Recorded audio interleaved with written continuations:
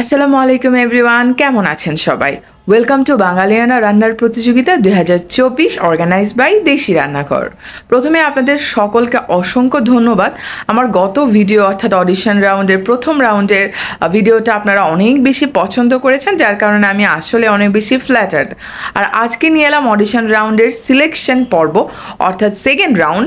So এখানে আমরা দেখব যে কয়জন প্রতিযোগী আসলে উত্তীর্ণ করতে পারে। ইন দ্য মিন টাইম দেখতে পাচ্ছেন আমি আসলে অনেক বেশি টায়ার্ড, প্লাস আসলে অনেক বেশি স্ট্রেস, যেহেতু সিলেকশন রাউন্ড এখনও শুরু হয়নি। And I was like shooting the behind the scene video. দেখতে পাচ্ছেন প্রত্যেকটা প্রতিযোগীকে কিন্তু এখানে অ্যাকোমোডেট করা হয়েছে। সেকেন্ড রাউন্ড মাত্র কিছুক্ষণের মধ্যেই শুরু হতে যাচ্ছে। সো ভাবলাম একটু বিহাইন্ড দ্য সিন আপনাদেরকে দেখিয়ে নিই। আমাদের প্রথম রাউন্ডের অডিশন পর্ব শুরু হতে যাচ্ছে দ্বিতীয় রাউন্ডের সিলেকশন পর্ব। চলুন এবার শুনে আসি দ্বিতীয় রাউন্ডের জন্য কিভাবে প্রতিযোগীরা তাদের প্রস্তুতি নিচ্ছে।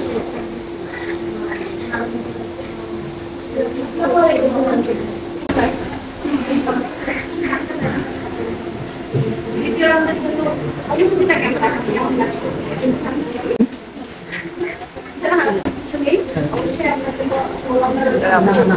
সো দেখতেই পাচ্ছেন প্রত্যেকটা প্রতিযোগী কিন্তু অনেক বেশি নার্ভাস, বাট কি করা। এনিওয়ে তারা ভিডিও করছিল, কিছু ফুটেজ নিচ্ছিল, ইয়েস কার্ডগুলো শো করতে বলছিল, ওখান থেকে তারা ছোটোখাটো কিছু ফুটেজ কালেক্ট করছে, যেটা আপনারা ইনশাল্লাহ তাদের ইউটিউব চ্যানেলে দেখতে পাবেন ফুল ভিডিও।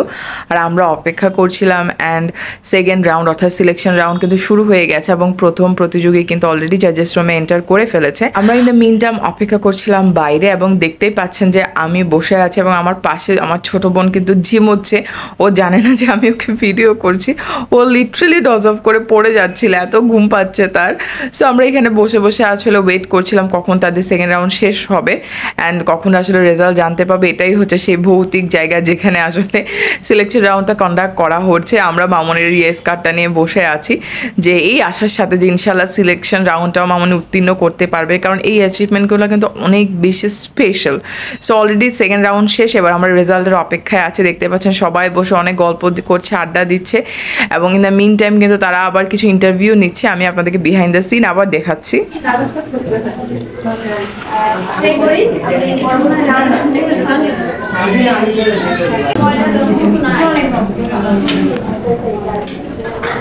সিলেকশন প্রথম রাউন্ডে হয়েছে, দ্বিতীয় রাউন্ডে সিলেকশনের অপেক্ষায় আছে। টেনশন কাজ করছে সারাদিন শেষ, মানে দিন শেষে শেষে স্বাভাবিক রেজাল্টটা কি হয় প্রিয় দর্শক, আমরা দেখতেই পাচ্ছি সবাই এখন অলরেডি ফলাফল শেষ ফলাফলের অপেক্ষায় আছে। অনেক ব্যাপার আছে। আসসালামু আলাইকুম।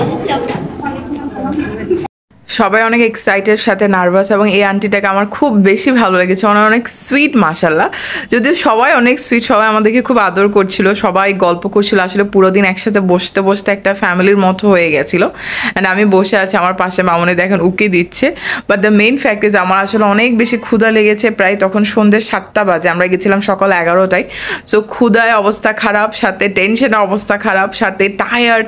সো সব কিছু মিলিয়ে কিন্তু লাইক শারীরিক অবস্থা ভালো ছিল না, বাট জাস্ট হোপ করছিলাম যে এন্ড রেজাল্টটা যাতে ভালো হয়, যাতে পুরো দিনের পরিশ্রমটা অ্যাটলিস্ট একটা ফ্রুটফুল কাজে লাগে। তো দেখতে পাচ্ছেন রেজাল্টের জন্য সকলকেই জাজেস রুমে ডাকা হয়েছে, এবং এই সুযোগে আমি একটা ছোট ক্লিপ নিয়ে নিলাম, যেহেতু আমি আপনাদেরকে ভিতরের এনভায়রনমেন্টটা একবারও দেখাতে পারিনি। সো এটা হচ্ছে এই জাজেস রুম, যেখানে আসলে মূলত পুরো এপিসোডটা কন্ডাক্ট করা হয়েছে, যেটা ইনশাল্লাহ আপনারা যখন তারা এপিসোড ব্রডকাস্ট করবে তখনই দেখতে পাবেন। অ্যান্ড এরপর যেটা হলো সেটা হচ্ছে দরজাটা বন্ধ করে দেওয়া হলো, যেটা আমার খুবই কষ্ট লেগেছে, কারণ সারাদিন বসেছিলাম। অ্যাটলিস্ট রেজাল্টটা আমাদের সামনে যদি অ্যানাউন্স করতো আমরা অনেক বেশি খুশি হতাম, কারণ পরিশ্রম যেহেতু আমরাও করছি। সে সকাল 11টায় এসেছে, তখন প্রায় সন্ধ্যা 7টা বাজছে। এনিওয়ে আমরা এরপরে দেখতে পাচ্ছি রেজাল্ট দিয়ে দিয়েছে। আমি তখনও বুঝতে পারছি না আদৌ মামনি সিলেক্ট হয়েছে কিনা, বাট যখন মামনি ফিরে আমাকে ডাকলো, সো তখন আমি বুঝতে পারলাম যে না, আলহামদুলিল্লাহ মামনি সিলেকশন রাউন্ড উত্তীর্ণ করেছে এবং খুলনায় যাওয়ার জন্য সিলেক্ট হয়ে গেছে, আলহামদুলিল্লাহ।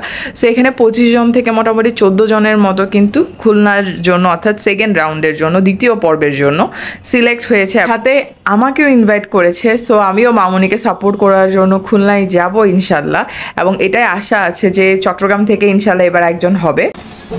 এখান থেকে কি ফাইনালে 3 জনের একজন পাবো চিটাগাং থেকে আসতে পারবো?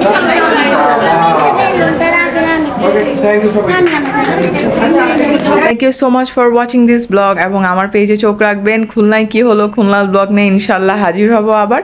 অ্যান্ড যারা যারা সিলেক্ট হয়েছে সকলকে কংগ্রেচুলেশন। আজ এই পর্যন্ত, বাই।